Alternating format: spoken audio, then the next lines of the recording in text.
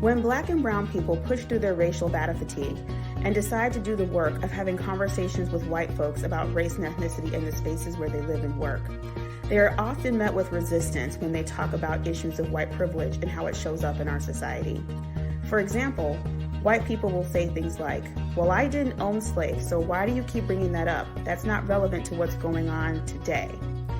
When I run into a white person who shares this sentiment with me, I try to help them think about this concept in a different way that they may not be used to.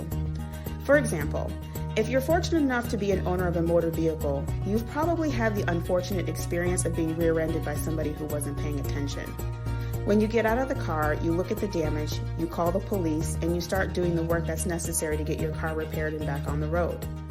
Even though that incident was in no way, shape, or form your fault, because of course someone hit you from behind, you still have the responsibility of doing the work to get your car repaired. White privilege in our society works in a very similar way.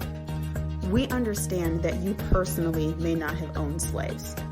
We understand that you may not have been personally responsible for the genocide of Native Americans as our founders of our country were trying to expand westward through manifest destiny.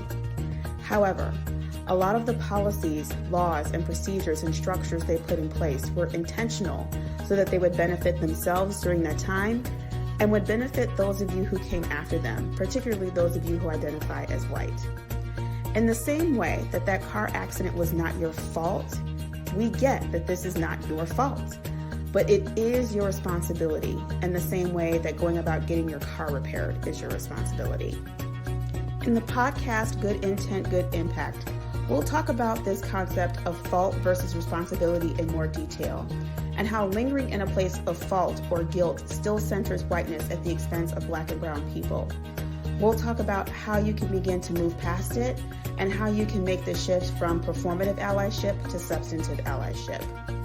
This podcast is currently available, as well as other videos and podcasts related to equity and inclusion.